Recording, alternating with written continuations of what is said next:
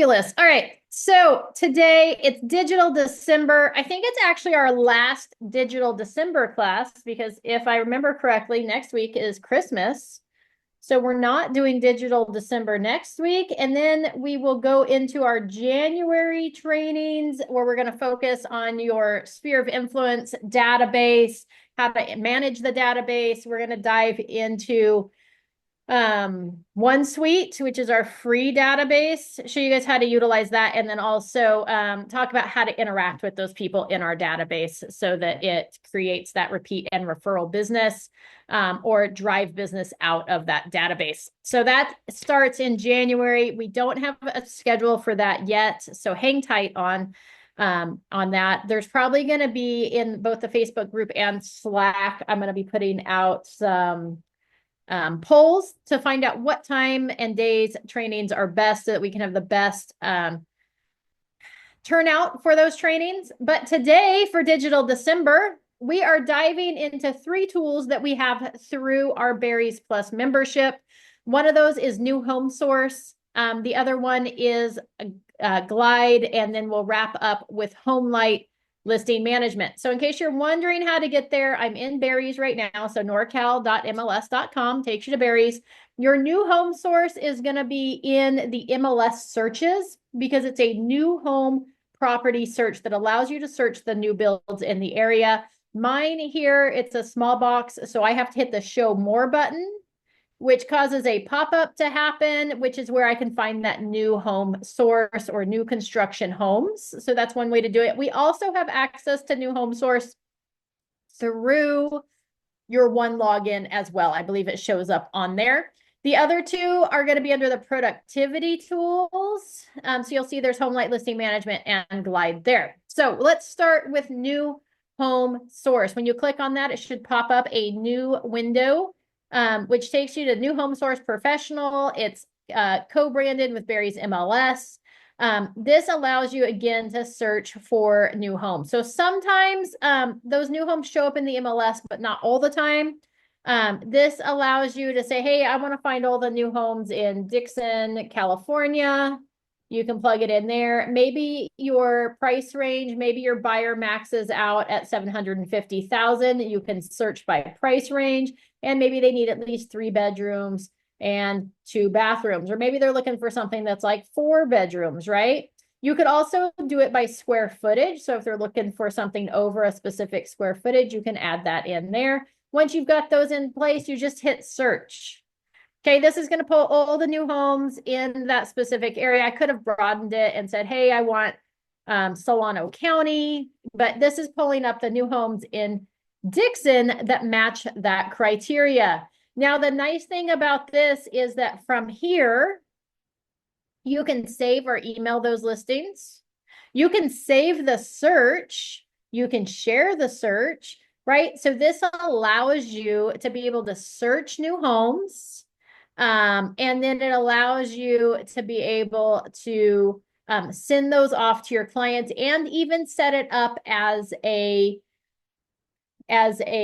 automatic search. So if new homes come on, that they can get those alerts as new communities come in the market. So maybe you've got a buyer that's looking for a new home, but right now, and they want to live in Vacaville, they're definitely set on a new home, but maybe there's not one that matches their criteria right now. You can go ahead and set up that search. And then if a new builder comes into play, or they release a new plan on an existing community that then matches the criteria, everybody's going to be made aware of it as soon as the builder releases that information. So it's a great way to be able to keep your clients up to date, stay in contact with them, and drip on them with another option. You'll see here that if it's got a little house next to it that's shaded, that's a house that's under construction, which means that it's probably going to be a quicker move-in than one that's just one of the plans that are available. So you can see that as well. It tells you what the plan is or the address if it has it. Like this one is already under contract. So it's the Pearl plan at 245 Morning Glory versus this one is just the Linwood plan, or this one's plan 1825. So it just depends which community it is. It's going to tell you who the builder is here, right? zip code, and then the price. Now, keep in mind that most of the time the prices listed here are going to be the base price. Okay, so with new homes, all the new homes have a base price, and then they add to that base price a lot premium, generally speaking. All the homes, even if it's not a premium lot, gets a lot premium. They're like, hey, we're giving you some land, so let's tack that on. And then if they have upgrades or updates to it or upgrades to it, they're going to add that as well. So just kind of be aware of that, that this is the base price. It usually goes up from there. So that's usually one of my first questions. If I am selling new homes, is I'm going to call up that builder and say, hey, I've got a client. I think they're going to be interested in your Plan 1825 at your Violet community, Violet at Homestead. I show here that it's listed at $597 for which ones do you have available? Do you have any that are getting ready to break ground or any that have started? And what is the finished price for the most part on those properties? Because, if I've got somebody that maxes at 600,000 and I get excited and I take them over to Violet at Homestead to show them properties, and then I find out that, well, that was the base price, and we're going to tack on another 50,000 to it for the actual like starting sales price. Now I've exceeded what they can purchase. I've showed them a home that they can't actually buy. So we want to make sure that we only show our clients homes they can buy. So we want to do a little bit of research before we take them out there. And if we find that like every builder is tacking on 20 to 30,000 and my buyer maxes at 600,000, then I may want to max my search at like 600 or 550,000 so that it's only showing properties that match that criteria. So by the time they add on those bonus fees, we're still in their price range. So just kind of keep that in mind when looking at new homes. You can tweak this search up here if we want to save it. We just hit the little save button. Here you can name the search, and then you can create a client here so that you can set it up and send it to them. You can also email it to them directly from here. Okay, so any questions about that process there? All right. If you're watching this on repeat, you're welcome to throw any of your questions in the comments section. We do monitor those. You can look up any clients that you have in the new home database here at the top. It's got new home professional berries, and then you've got resources. We'll talk about those in a minute. You've got any of the listings that you've saved. You've got any of the searches that you've saved. And then you can pull up your clients as well as you can pull up your account.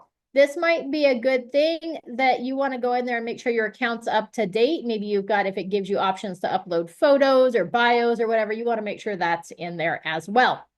Now, there are some cool resources. So this is just your new home search. It's going to pull all the new homes again, not just what you see in the MLS. So this is going to be a pretty complete guide to new homes. Okay. Under resources, or when you first log in to this on your home page, so here's what the home page looks like. You can scroll down and these pop up the same things that you're going to find under resources. You can start the search from here. You can check out upcoming webinars from here. So they have cool webinars where you can learn and grow, figure out how to sell new homes. You can create and edit a website, okay, through new homes. So I recommend that you do that, right? Everywhere we can create an online presence, the better off we're going to be. Also, if we're using this to send to clients, it's going to have a link back to your website. So you want to make sure that's updated. And then it's got a section on learn and sell and show new homes, right? What does this look like? New Homes 101, why show new, how to sell new homes, the building process, right? And then it's also you've got builder reviews. There's one more thing. Let's see here. Dun, dun, dun. Let's go back under resources. Oh, you can go to build a new home niche course and NHCB certification. So there's a new home builder certification that you can get. So if you wanted to do that, you've also got that option from this new home source professional. So you've got webinars, how to sell new homes. You can look at the ratings and reviews for builders. And then there's also one last tool in here, and that is your utility connect. Okay, and that is a free service. It's similar to like the Move Easy concierge that we have access to through Realty One Group, this new Utility Connect. You sign up, it's free. It's gonna give them options for like cable providers and internet providers and security system providers, right? That's the bonus. That's why it's free to us, is because they're gonna sell these other services. But it also will help set them up with who they should call for their regular utility services as well. It hooks them up with a concierge service that can help assist them with this moving process and getting connected with utilities. The other thing too is if you activate the free service, then they're going to put that on your website as well. So if people are clicking from your searches onto your website through New Home Source, they'll see that you offer this concierge service, which they don't know that it's free, and it's just an added bonus for them that makes it sound like their life is going to be easier. So you've got that concierge service as well. All right. No, I did not. All right. So there you go. That's New Home Source. So you're going to use that for new home searches. So if you're always like, hey, do any of those new homes match my client's criteria?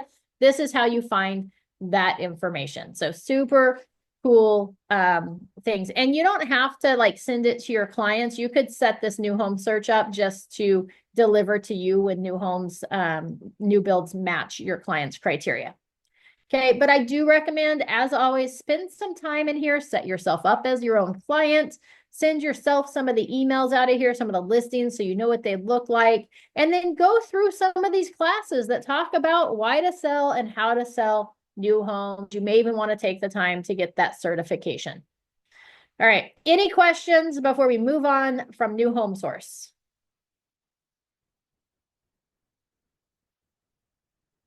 All right. And again, to get to New Home Source, you're going to go to your Barry's webpage under the MLS search cube.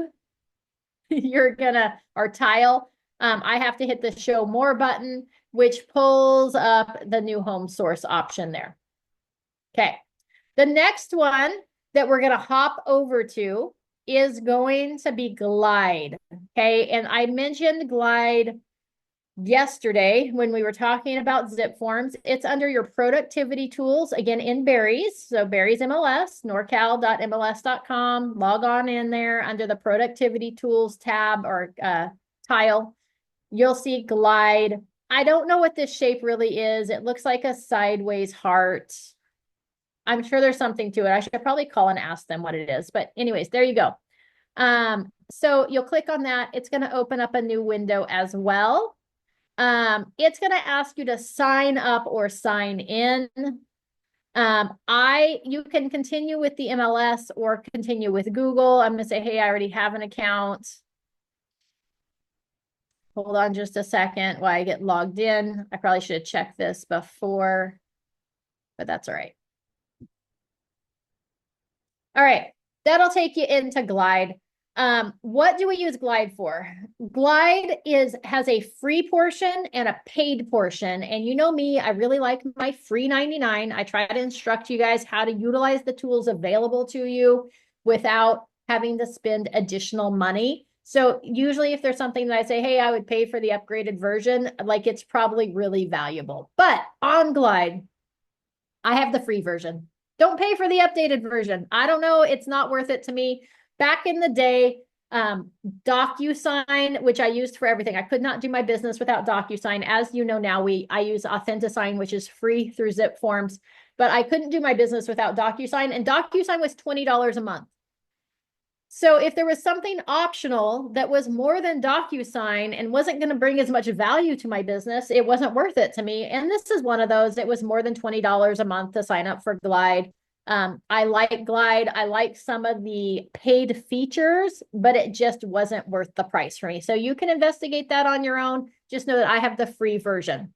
Okay, so for Glide, what you're going to do is this allows you, it's a system that allows you to send out documents to your buyers and your sellers that have questions on the car forms that they need to fill out.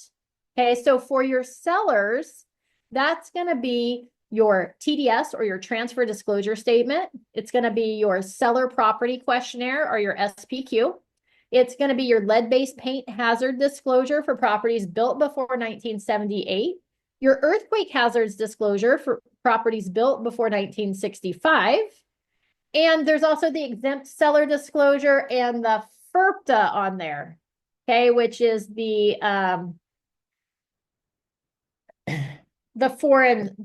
disclosure of withholding taxes. Okay, now keep in mind anymore, I just do the FERPTA through zip forms because they used to have to fill out a bunch of information on it. Now we just check the box that they're providing it to a third party because they're going to provide that information to the title company, and then we can get that form from the title company and they sign it. So you don't have to send out the FERPTA through here anymore, but you can. So those are kind of the forms that you'll see available here. So all those forms where they have questions they have to answer. For your buyers, you have things like your buyer inspection election. I believe the BFPI, the buyer financial information that we talked about yesterday when we covered zip forms, as well as the buyer property preferences, I believe can be found in here as well. Okay, so all those that have those buyer questions that have to be answered. The other item that you can do through Glide, which I again highly recommend, is your AVID, your agent visual inspection disclosure for either buyer transaction or listing transactions. So many options there to complete through Glide. Why would I use Glide versus zip forms? Because all those forms are available on zip forms and I got to use another program. Well, when you send it, and again, set yourself up as a client in here, send the forms to yourself for your own property. What it does is it takes it like question by question. So if I'm filling out the seller property questionnaire on Glide, it's going to send me an email as the seller. It's going to ask me 1 or 2 questions at a time. And if I hit yes on something, it's going to prompt me and require me to put in a statement of why I marked yes. Okay. It also goes over in detail the disclosure information advisory before I start filling this out, which talks about what I should disclose to potential buyers. And then for the buyer like inspection election, it says, hey, which of these inspections are you interested in? And it chunks it out in just a couple of different inspections on each question. So they have time to think about it instead of seeing 3 lists or 3 columns of inspections that they could do. So I like it because it chunks it down. It requires them to put in the answers that are going to be required to make sure that no boxes are missed. Nothing left behind. Okay. For the AVID, the agent visual inspection disclosure, what it does is it allows you to attach pictures. It gives you more space than what's on the regular AVID disclosure if you're just doing it through car forms. And you can do it while you're at the house on the Glide app on your phone, which then auto-populates it into a PDF on an actual AVID form. So I think it's fabulous. All right, so if we're going to take this one to create a new transaction, you're just going to hit new transaction. In fact, let's just do this. Let's create a new transaction. Who's the primary agent for this, right? It's going to give you that option to upgrade. Again, I just have the free version. I'm going to say, hey, this is a listing. We are preparing to list. Again, I don't use this for transaction management, but you could do that. Transaction template. I don't have any of those set up. And then I'm going to hit continue. You're going to enter the property address. So let's just pick an address. It should, once you start typing it in, auto-populate. You can also search by MLS, but I just picked an address out there.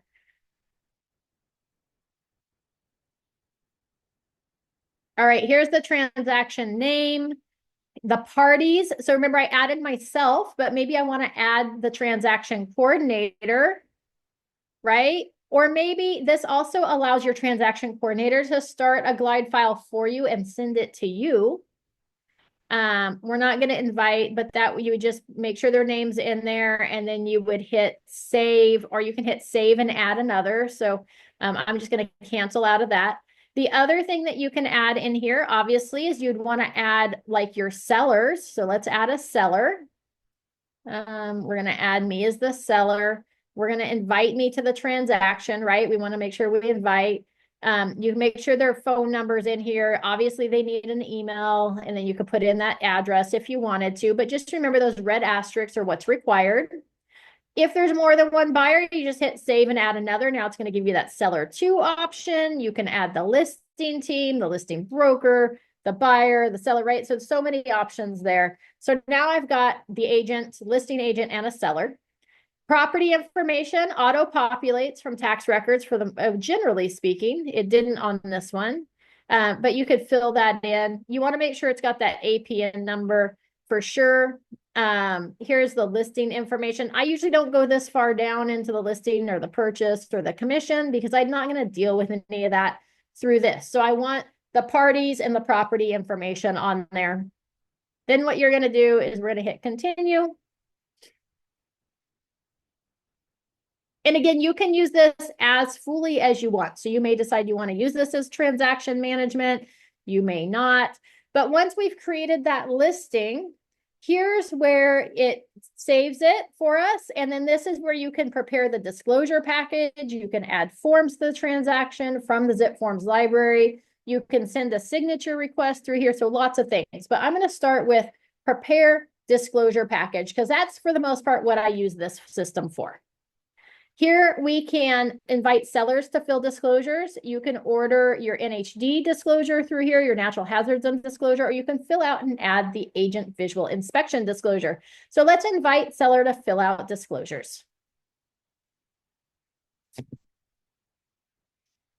All right.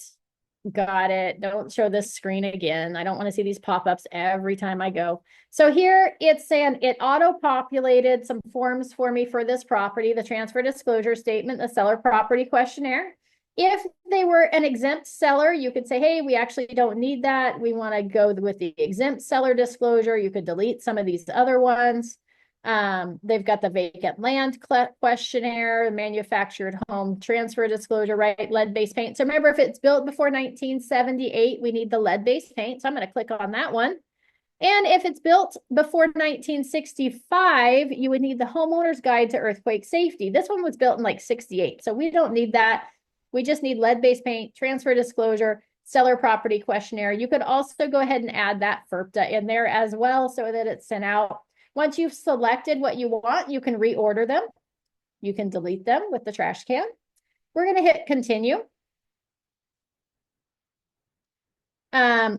Here's for the transfer disclosure statement.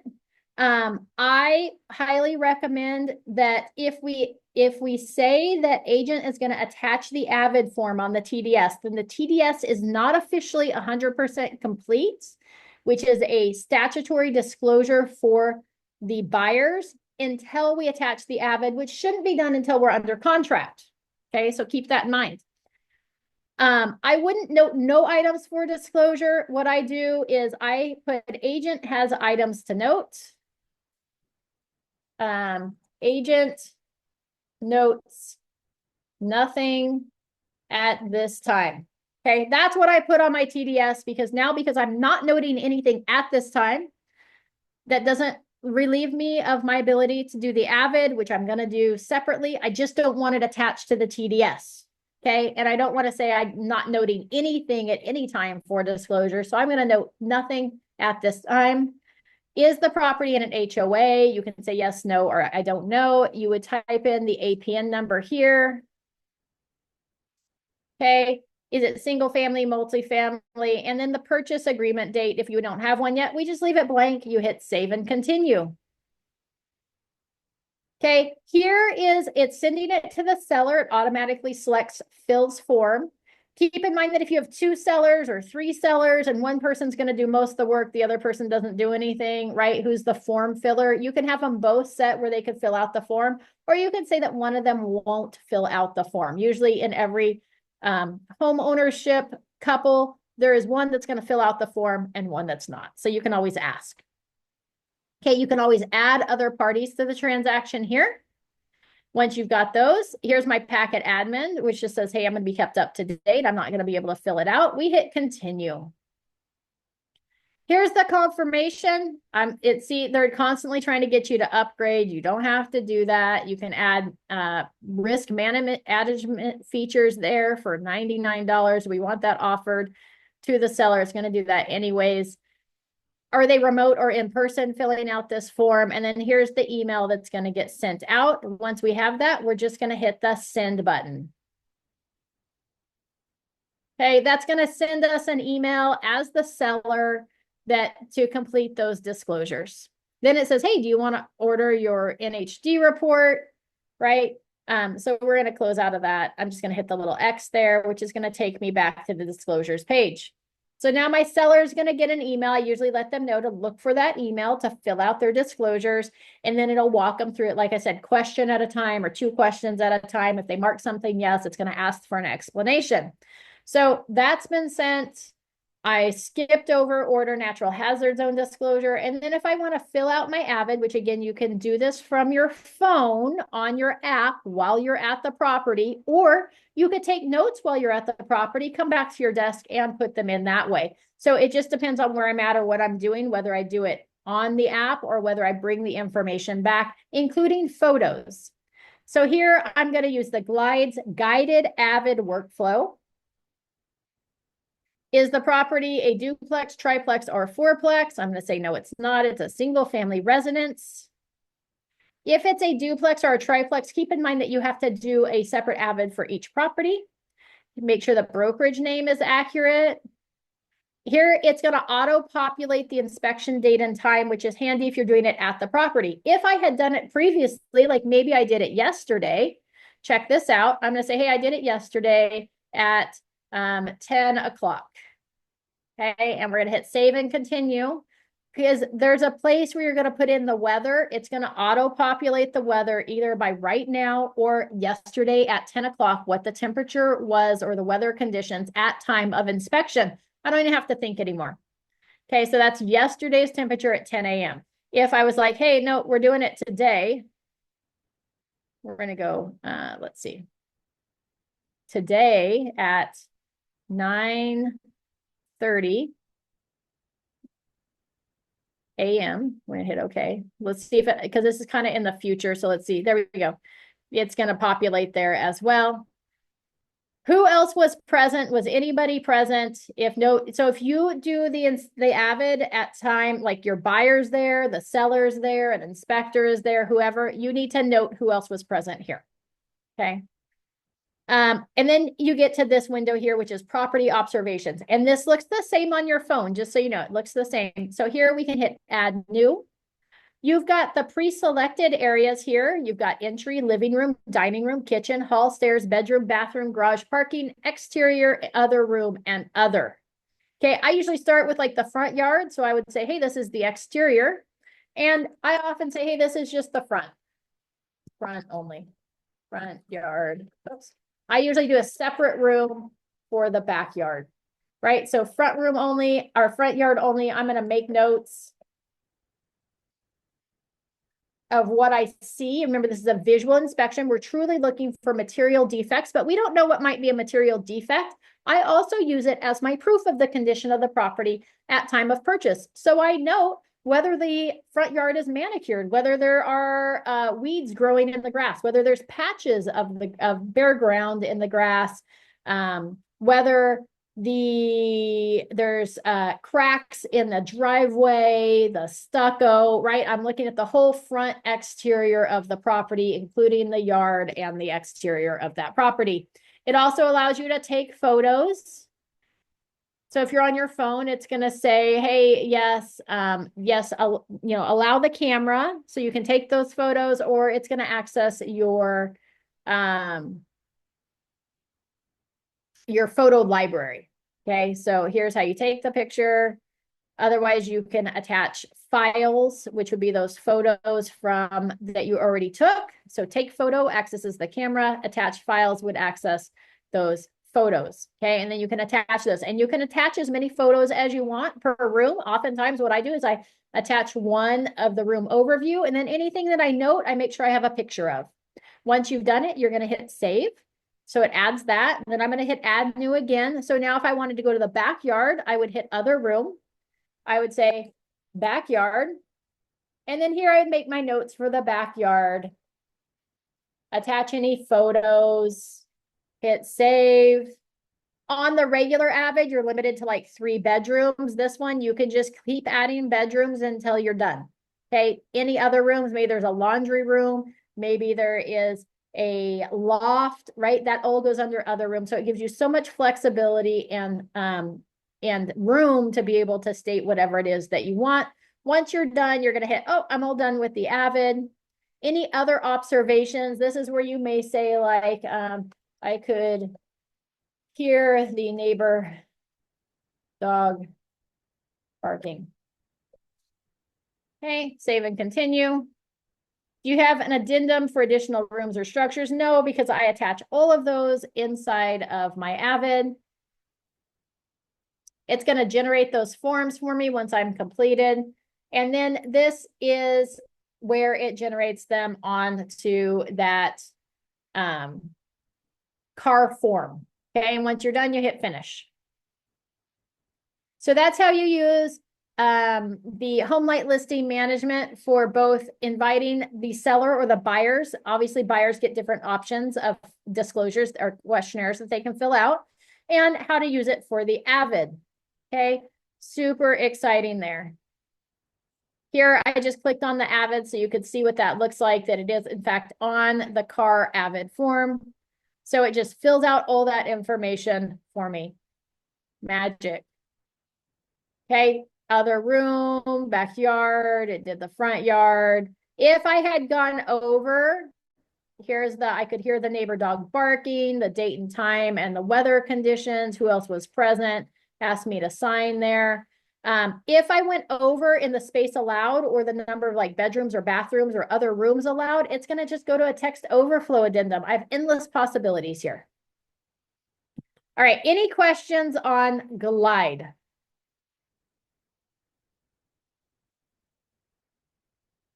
All right, fabulous. Again, I use that for both my buyers and my sellers, so fill out any forms. The next tool, and again, to get to Glide, you're going to log into barrysnorcal.mls.com, go to the productivity tools. There's Glide. It's going to prompt you to create a login. You can just use your MLS credentials if you want to, or you can use like your Google. All right, so that is Glide. The next tool that we're going to talk about is Homelight Listing Management. This used to be Disclosures.io. So sometimes on my paperwork, you're still going to see DIO for Disclosures.io versus HLM for Homelight Listing Management. Again, this is another free option that you have available to you through Barry's.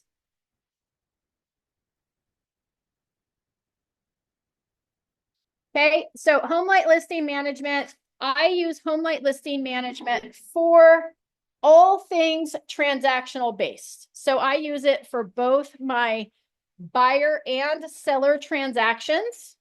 I create them all as seller transactions, but you can use it for both.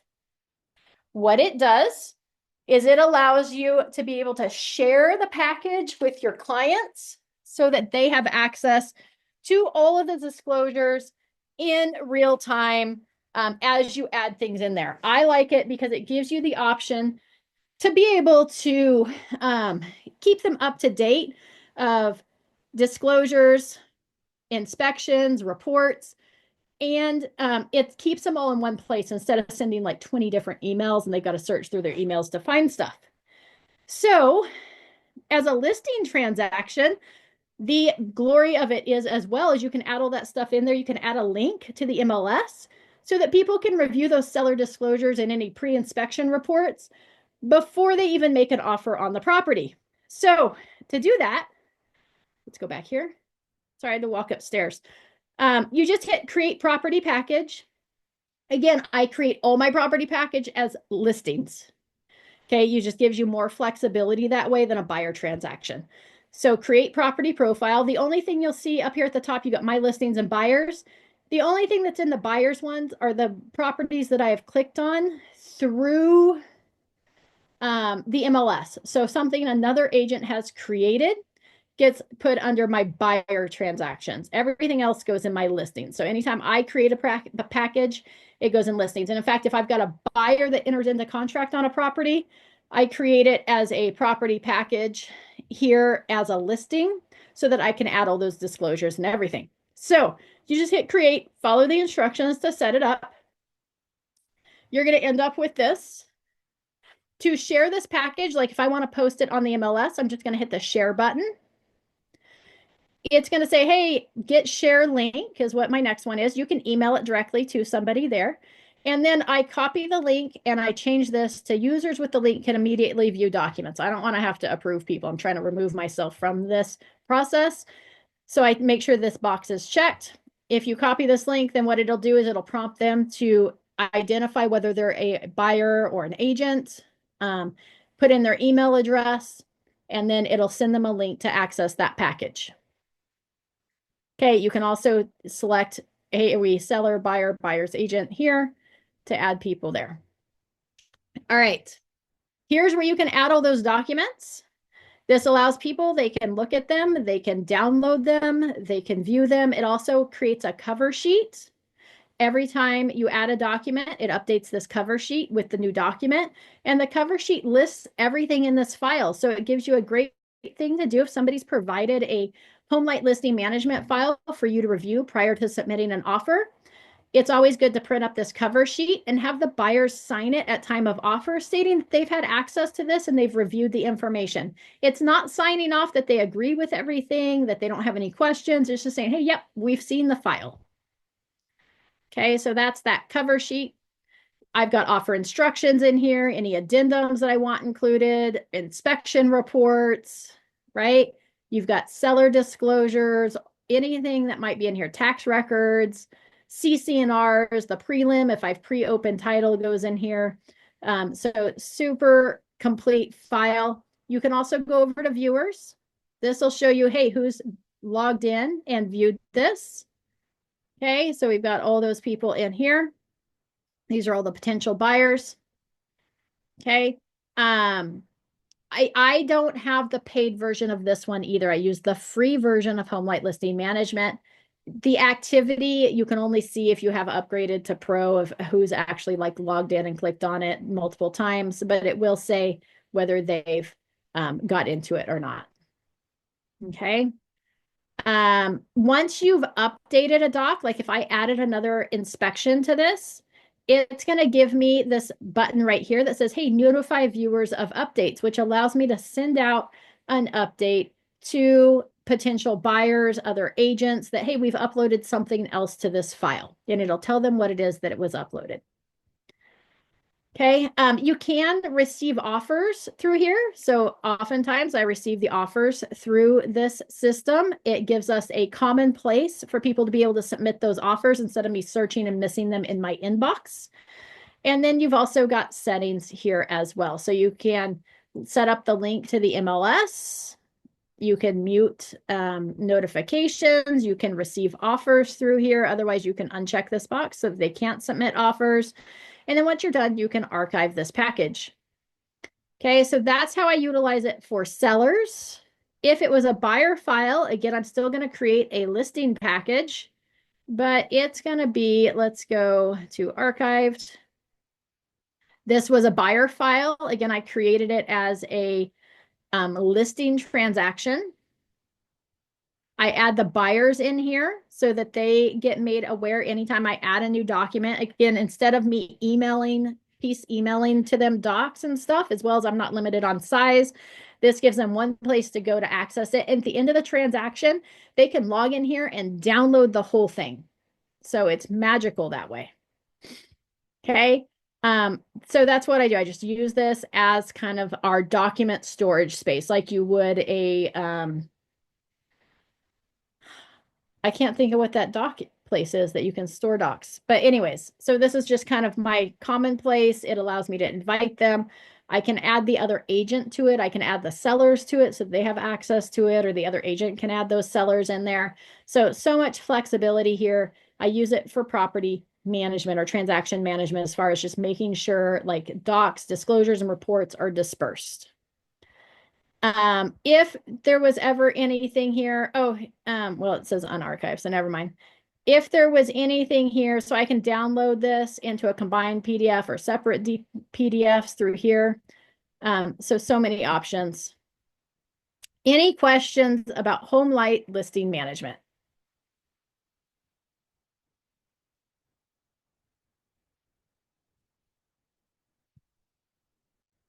All right. If I, let's go back to, let's share this.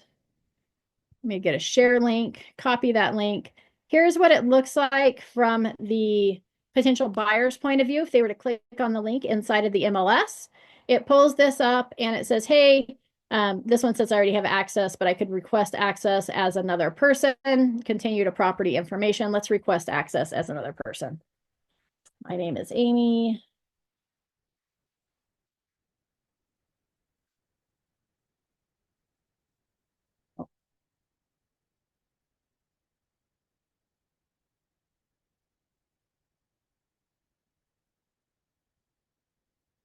All right. So see, it did that. Hey, do you want to share with other clients? I'm going to skip for now. So now it's saying, hey, you've been sent that request. So let's pull up my email. Give me just a second and it'll hop on over here. I'm going to close out of the other one that I have open. All right. My email's still opening. Give it just a second.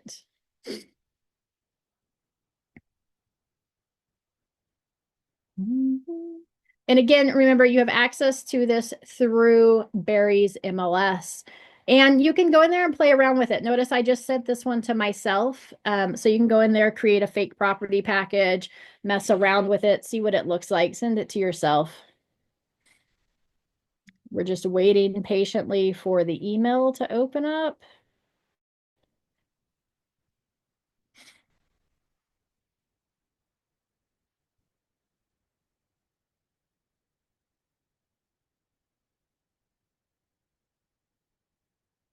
All right. Oh, no, that wasn't it. Hold on.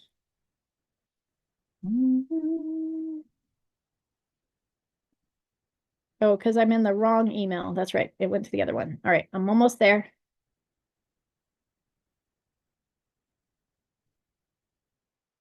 All right. Hopefully you guys can see my screen again. If not, unmute yourself and let me know you can't see it. It's reopening up. So this is what it looks like from the agent's point of view. If I click on that link as a potential buyer's agent to get that information, it just is like, hey, create offer, share package, so I can share it with my buyer. If I share it with my buyers, keep in mind the other agent's not going to be able to see my buyer's contact information. It'll just see whether they've been able to log into it or not. So you're totally safe to share it with your buyers. Here is all the information that's in that file. So you can see all of that there. And again, you still have the same options that we can download it. We can send it into DocuSign if you have that. Otherwise, you download it and send it into zip forms for Authentisign. So that's Homelight Listing Management. That's how you utilize it. I use it again for every transaction, buyer and seller, for the same purpose. Just gives me one place to store all the important information. Any questions on Homelight Listing Management before we wrap up today?